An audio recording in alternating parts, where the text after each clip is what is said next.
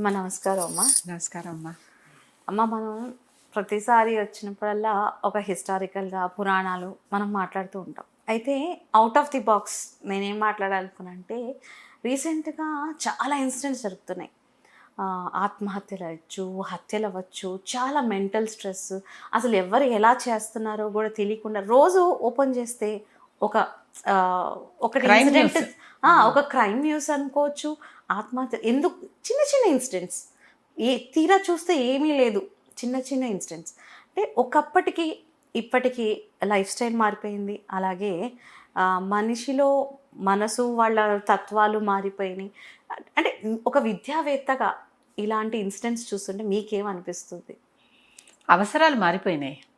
ఒకప్పటి లగ్జరీస్ అనుకునేవి ఇప్పుడు నెసెసిటీస్ అయిపోయినాయి. అవునా? అవును. ఒకప్పుడు లగ్జరీస్ అనుకున్నాం, ఇప్పుడు నెసెసిటీస్ అయిపోయినాయి.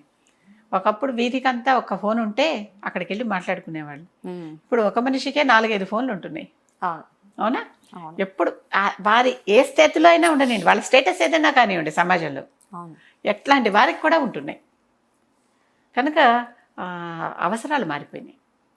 అవసరాలు మారిపోయినప్పుడు మనిషి కూడా దానికి తగినట్టుగా ఎదగాలి. ఎదగటం అంటే పూర్తిగా ధన రూపంలో ఎదగటం అనే ఉద్దేశంలో మాట్లాడటంలా, మానసికంగా కూడా ఎదగాలి. ఒక వీక్ మూమెంట్ ఉంటుంది. మనం చాలా చిన్న విషయానికే వాళ్ళు సూసైడ్ చేసుకున్నారు లేదా హత్యలు చేసేసారు అంటున్నామా? హత్యో ఆత్మహత్యో, అది మనకి చిన్నది కానీ అవతల వాళ్ళకి చాలా పెద్దదిగా అనిపిస్తుంది ఆ క్షణానికి. ఆ పర్టికులర్ వీక్ మూమెంట్ ఉంటుంది కదా, ఆ క్షణానికి తప్పనిసరి ఇది అత్యవసరం అని అనిపిస్తుంది అనమాట. అవును. అంటే ఎలా అంటే అమ్మ, ఇన్సిడెంట్స్, చిన్న చిన్న ఇన్సిడెంట్స్ చెప్తాను. మొన్న train incident, Mumbai train incident. ఏమీ లేదు, వర్షం పడుతుంది, చిన్న వాదన, తలుపు వేయండి అని ఒకళ్ళు, తలుపు వేయను నువ్వేం చేస్తావని అక్కడ అంతమంది ముందు హత్య చేసిన ఒక వ్యక్తి. అలాగే మొన్న రీసెంట్గా తేజస్విని అనే ఒక అమ్మాయి ఆత్మహత్య చేసుకున్నాను. ఇటువంటి ఇన్సిడెంట్స్ రోజు చూస్తూనే ఉన్నాం మనం. అంటే చూస్తున్నా చాలా బాధ అనిపిస్తుంది. ఏంటి, ఎక్కడికి పోతుంది? ఒకప్పుడు మనం చాలా ఎంత మానసిక వేదన అనుభవించినా మనకి మనమే చెప్పుకునేవాళ్ళం. మనకు మనమే ఓకే, ఇల్లు జరుగుతూ ఉంటాయి కదా, పెద్దోళ్ళు చెప్పేవాళ్ళు, ఈ స్కూల్లో టీచర్స్ చెప్పేవాళ్ళు, లెక్చరర్స్ చెప్పేవాళ్ళు, పెద్దలు ఎవరినో ఉంటే చెప్తే వినేవాళ్ళం కూడా. అయితే ఇప్పుడు జనరేషన్ వింటలేదా కాదమ్మా. ఒకప్పుడు మనం ఉమ్మడి కుటుంబ వ్యవస్థలో ఉండేవాళ్ళం. తల్లిదండ్రులు గమనించకపోయినా ఎవరో ఒకళ్ళు ఇంకో పెద్దలు గమనించేవారు. అక్కడ పిన్నులు, పెద్దమ్మలు, పిన్నమ్మలు, మేనత్తలు, నాయనమ్మలు, అమ్మమ్మలు ఎవరో ఒకళ్ళు ఉండేవాళ్ళు. అక్కయ్యలు, వదినలు ఎవరో ఒకళ్ళు ఉండి ప్రతి వయసు వాళ్ళకి సహచరులు ఇంకోళ్ళు ఉండేవాళ్ళు పక్కనే. ఒకళ్ళ కాదు, ఇంకా చాలా మంది ఉండేవాళ్ళు. కనుక ఎవరో ఒకళ్ళు వీళ్ళని గమనించి చూసేవాళ్ళు. ఇప్పుడు ఒకళ్ళే అన్ని గమనించాలంటే గమనించుకోలేకపోతున్నారు. మాడ్యులర్ ఫ్యామిలీస్ అయిపోయినాయి, న్యూక్లియర్ ఫ్యామిలీస్ అయిపోయినాయి. అంటే మమ్, డాడ్ అండ్ కిడ్స్ లాగా అయిపోయారు. కనుక ప్రతి వారికి ఒక్కళ్ళే అన్ని అందించాలంటే ఎక్కడ సాధ్యమవుతుంది? అలా కుదరటల్లా. ఎప్పుడైతే ఉమ్మడి కుటుంబ వ్యవస్థ మనకి పోయిందో అప్పటి నుంచి ఇవన్నీ మొదలయ్యాయమ్మా. గమనించండి మీరు. చెప్పేవాళ్ళు కూడా తగ్గిపోయారు. చెప్పేవాళ్ళు లేరు, చెప్పేవాళ్ళు ఉన్నా వినేవాళ్ళు లేరు. మిమ్మల్ని ఎందుకు వినాలి అనేటటువంటి పద్ధతి వచ్చేసింది.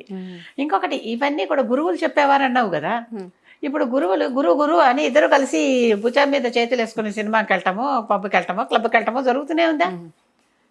అప్పుడు గురువు అంటే గొప్పవాడు, మనకంటే అధికుడు, గురువు అంటే పెద్దది అని అర్థం. అందుకనే గురుగ్రహం అన్ని గ్రహాల కంటే పెద్దది కనుక దానికి గురుగ్రహం అని పేరు. అలాంటి గురుస్థానం నుంచి వాళ్ళు గురువు కదా లెటస్ గో అని ఇంకొక వైపుకేటో వెళ్ళేటటువంటి తక్కువ స్థానానికి దించేశారు. సినిమాలు కూడా ఒక కారణం. సినిమాలు లెక్చరర్లను ఎట్లా చూపిస్తున్నాయి? వాడేదో కాపీగా ఇక్కడ రాసుకుని అది చూసి పాఠం చెప్తున్నట్టు చెప్పుకుంటున్నాయా? అలాంటి గురువు మీద విద్యార్థుల గౌరవం ఏమో ఉంటుంది. కానీ నిజంగా అలా చెప్తున్న టీచర్లు ఉన్నారా? ఉంటే వాడు ఆ వృత్తిలో ఎందుకు ఉండాలి? అంతకంటే ఒకళ్ళు చేసి ఉంటారు తప్పిదాన్ని దాన్ని చౌకగా చేసుకుని. ఎక్కడో ఎక్సెప్షన్స్ ఆర్ దేర్ ఎవ్రీవేర్ అని చెప్పుకుంటాం. నేను ఎప్పుడు ఒక మాట చెప్తా, అలాంటి పనికి మాల గురువు ఎవడో ఉండొచ్చు, కానీ వాడినే మనం చూపించాలా ఎత్తి? కరెక్టే. అవునా? మంచి వాళ్ళని చూపించచ్చే, 4 చక్కగా మంచి బుద్ధి కలిగించేటట్టు. సినిమా అనేది ఎంత గొప్ప మీడియా, మనం లక్షల మంది చూస్తారు. అవును, అంత గొప్ప మీడియాలో ఎలాంటి గొప్ప ఉదాహరణలు చూపించాలి? అలాంటి చూపించేది పోయి ఇలాంటివే చూపించడం, దానివల్ల కొత్త తరం పాడైపోతుంది. సినిమాల్లో హీరోయిన్ ఒక్కతే ఒక విపరీతమైన డ్రెస్సులు వేసుకుని ఉంటుంది, ఆవిడ పక్కన ఉన్న వాళ్ళందరూ మామూలు డ్రెస్సులు వేసుకుని ఉంటారు. ఇది జనరల్గా చాలా మంది చెప్తున్నదే వస్తున్నదే. మనం కానీ వీటన్నిటి వల్ల ఏమైతుంది, ప్రతివాడు హీరోయిన్లో తనని తను చూసుకుంటాడు కానీ హీరోలోనో వేరే వాళ్ళలో చూసుకోవట్లేదుగా. పక్కన వాళ్ళలో మనల్ని ఎవరిలో మనం రిఫ్లెక్ట్ చేసుకుంటున్నామంటే అక్కడ చేసుకుని అలాంటి విపరీత ప్రవర్తనతో బయటకు సంఘంలోకి వచ్చి సంఘం అలా ఉండదు. మళ్ళీ ఇక్కడ ఎమడలేక ఉండలేక ఉండకుండా ఉండలేక ఇలాంటి విపరీత ప్రవర్తనలు కనిపిస్తున్నాయి. అలాంటప్పుడు నిజంగానే ఇంట్లో పెద్దలు తల్లిదండ్రి అయినా సరే, అంటే వాళ్ళే ఉంటున్నారు కనుక తల్లిదండ్రి కానీ అన్నలు అక్కలు కానీ లేదా పాఠశాలల్లో కానీ కళాశాలల్లో కానీ గురువులు కానీ వాళ్ళు చూసుకోవాలమ్మా, తప్పనిసరిగా చూసుకోవాలి. పాఠం చెప్పి వెళ్ళిపోయింది బిల్లు బెల్ అంటాం మేము, అంటే బెల్ కొట్టంగానే క్లాస్కి వెళ్ళటం చివరిలో నెలాఖరికి బిల్లు జీతం తీసుకోవటం కాదు. వాళ్ళని మనం రేపటి పౌరులుగా తీర్చిదిద్దాలి కదా. నిజంగానే ఒక టీచర్ ఎడ్యుకేటర్గా చెప్తున్నాను ఇది. నా టీచర్లందరూ నా పిల్లలందరూ దాదాపుగా మంచివాళ్ళే, అంటే ఎక్కడో చోట ఉండొచ్చు వేరే విషయం, అది ఉన్నారో లేదో కూడా నాకు తెలియదు. నా దగ్గర ఉన్ననాడు చక్కగా ఉన్నారు వాళ్ళు. మనం నేర్పి పంపించాలి కదా, వాళ్ళు వాళ్ళ పిల్లల్ని చూసుకునేలాగా నేర్పి పంపించాలి కదా. కనుక ఇది లేకపోతే ఒక వీక్ మూమెంట్ ఉంటుందమ్మా, ఆ ఒక్క బలహీన క్షణం చాలు వాళ్ళ తప్పు చేయటానికి. బయట బోలెడు ఆకర్షణలు ఉంటాయి. వీడిని చంపేస్తే చివరికి ఒక చోట ఒక పాఠశాలలో తోటి విద్యార్థిని చంపేస్తే మన్నాడు సెలవు వస్తుంది అని చంపేసిన కేసు ఒకటి ఉంది. చాలా వింటున్నాం ఇట్లాంటి. ఎంత చిన్న పిల్లలు, అసలు చంపడం అంటే ఏమిటో కూడా చచ్చిపోతే రేపు సెలవు వస్తుంది. డాన్ అవ్వాలని ఎవడో తల్లిని చంపడం అర్థం ఉందా? అసలు వాళ్ళ తర్వాత ఎటు వెళ్తున్నారు? నిజంగానే వాళ్ళు అనుకున్నటువంటి స్థితికి చేరగలుగుతున్నారా?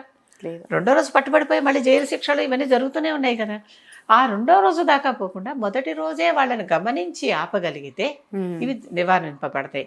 కనుక ఆ ఒక్క వీక్ మూమెంట్, అందుకే కౌన్సిలింగ్ చాలా అవసరం. మంచి కథలు చెప్పాలి, మంచి విషయాలు చెప్పాలి, పిల్లలకి అన్నం పెట్టేటప్పుడు కాస్త మంచి విషయాలు చెప్తూ చెప్పాలి. అన్నం వండేటప్పుడు ఆ తల్లి కూడా, ఈ మధ్య తల్లులు అన్నాలు ఉండటం మానేశారనుకోండి, పనివాళ్లతోనో ఎక్కడో వేరే హోటళ్లలోనో చేస్తున్నారు. ఆ అన్నం వండేటప్పుడు కూడా చక్కటి స్తోత్రాలు చెప్పుకుంటూ చక్కటి కథలు మనసులో మననం చేసుకుంటూ చేస్తే అది ప్రసాదం అవుతుంది. ఆ భోజనం తిన్నవాడు తప్పు పని చేయడు. అంటే నేను ఎక్కడో విన్నానమ్మా, మీరు ఇప్పుడు చెప్తుంటే నేను చెప్తున్నాను, ఎక్కడో విన్నాను, మనం నామ స్తోత్రం చాలు, అంటే రామ అనుకున్నా చాలు, అమ్మవారి పేరు తలుచుకున్నా చాలు, వంట చేసేటప్పుడు నిత్యం ఆ నామం జపిస్తూ ఉంటే ఆ రోజు కానీ ఆ కుటుంబం కానీ అంటే చక్కగా ప్రశాంతంగా ఉంటుంది ఆ రోజంతా అని నేను ఎక్కడో విన్నాను. అది ప్రసాదం అవుతుంది కదమ్మా, నామజపంతో చేసినటువంటి పదార్థం. ఆ ప్రసాదాన్ని తిన్నవాడు చెడ్డ ఆలోచనలకు పోలేడు. అన్నం, సాదం అంటే భోజనం, కలిస్తే ప్రముఖమైనది, ప్రత్యేకమైనది, ప్రసిద్ధమైనది, దానికి ప్రత్యేకమైన లక్షణాలు సంతరించుకున్నది ప్రసాదమైంది. ఆ ప్రసాదాన్ని తినవాడు, అంటే తల్లులకి ఒక చిన్న సూచన, ఇంట్లో వంట చేయండి, చేసేటప్పుడు దాన్ని కొంచెం చక్కగా ఏదో. అయితే తల్లులు చిన్నప్పటి నుంచి ఎలా, అంటే వాళ్ళ పెంచే తీరు కానీ ఎలా ఉంటే బాగుంటుంది? తప్పు ఒప్పు చెప్పాలి. తప్పు అంటే ప్రత్యేకంగా దానికి డెఫినేషన్స్ ఎక్కడ ఉండవు. మంచి చెడుకి తప్పు ఒప్పుకి డెఫినేషన్స్ ఉండవు. సమాజం ఒప్పుకున్నది మంచి, సమాజం ఒప్పుకుంది చెడు, అంతే కదా. అది నలుగురితో పాటు ఉండాలి అన్నారు. అందుకే సమాజం అంతా ఎటుపోతే మనం అటుపోవాలి. కానీ సమాజాన్ని రాను రాను రాను రాను వేరే విషయాలు చెప్పేసి దాన చేయని వాడిని దానకర్ణుడు అనేసి, అలాంటి అంటే ఎవరెవరిని ఏమంటున్నారో కూడా తెలియకుండా అనవసరమైన బిరుదులు. ఇప్పుడు ఎలా అయిపోయిందంటే లోకం, రాముడినేమో విలన్ గా చేస్తున్నారు, రావణాసుడినేమో హీరోయిన్ చేస్తున్నారు కదా. ఆ పాపాన్ని వాళ్ళు అనుభవించారు, దాని ఫలితం కూడా వెంటనే తెలిసింది. కనీసం అది చూసి నేర్చుకోవాలి కదా. ఎవరిని విలన్ చేస్తున్నారు అంటే, రామో విగ్రహవాన్ ధర్మ, ధర్మాన్ని మాత్రమే ధర్మం ఒక పోత పోస్తే అది రావుడిలా ఉంటుంది అని చెప్పాడు వాల్మీకి. అలాంటి రావుడు విలన్ ఎట్లా అవుతాడమ్మా? అంటే అలా ఉంది లోకం, అలా అయిపోయింది. అసలు చాలా చక్కగా రాముడిని సీతారాముల్ని అది పూజించాలి అని అనుకుంటే, సీతారాములు కాకుండా సీతను ఒక్కడనే కోరుకున్న రాముడి స్థితి ఏమైంది? రాముడిని ఒక్కడనే కోరుకున్న శూర్పణఖ స్థితి ఏమైంది? కనుక మనం ఏది కోరుకోవాలి అనేది కూడా తెలియట్లే ఇక్కడ. దేని పూజించాలి, ఏది కోరుకోవాలి, ఇలాంటివన్నీ తండ్రులు పిల్లలకి చెప్పాలమ్మా. తల్లేనా అంటే మన భారతదేశంలో తల్లే మొదటి గురువు అన్నాం. మనం మొట్టమొదటి మాతృదేవో భవ అని చెప్పుకున్నాకే పితృదేవో భవ అని చెప్పుకున్నాం. అవును, నిజమే. పితృదేవో భవ అని చెప్పుకున్నాక మాతృదేవో భవ అని చెప్పడం మొదటి గురువు తల్లి అని చెప్పుకున్నాం కదా. మొదటి గురువు అసలు పాలిచ్చి పెంచింది అని ఆవిడకి ఎక్కువ అవకాశం ఉంటుంది చెప్పడానికి. ఇద్దరు కలిసి ఉండే సమయం ఎక్కువ. చిన్నప్పటి నుంచి కూడా ఆ మార్గంలో ప్రవేశపెట్టగలదు. చిన్నప్పుడు నేర్చుకుని మర్చిపోమమ్మా ఇది. కనుక ఇలాంటివి జరగకుండా ఉండాలంటే జరుగుతున్నాయి. ఇప్పటి నుంచైనా తల్లిదండ్రులు చిన్నప్పటి నుంచి పిల్లలు చెప్తుంటే నిజంగానే మా అమ్మ చెప్పినవి అన్నీ నేను ఇప్పుడు మా అబ్బాయికి చెప్తూ ఉంటాను అనమాట. అంటే నాకు గుర్తు చెప్పినప్పుడల్లా ఇది మా అమ్మ చెప్పింది, ఇదిగో నేను నీకు చెప్తున్నా నాన్న, నువ్వు రేపు నీ పిల్లలకి నేర్పించు అని నేను చెప్తూ ఉంటా. మీరు చెప్తుంటే నాకు ఇప్పుడు గుర్తుకొస్తుంది. ఇప్పుడు ఉమ్మడి కుటుంబంలో పెరిగాం. మా బామ్మ చెప్పేది, మా మేనత్తలు చెప్పేవాళ్ళు, మా అమ్మ చెప్పేది, మా నాన్న చెప్పేవాడు. వీళ్ళందరి నుంచి తెలుసుకున్నాం కదా మేము.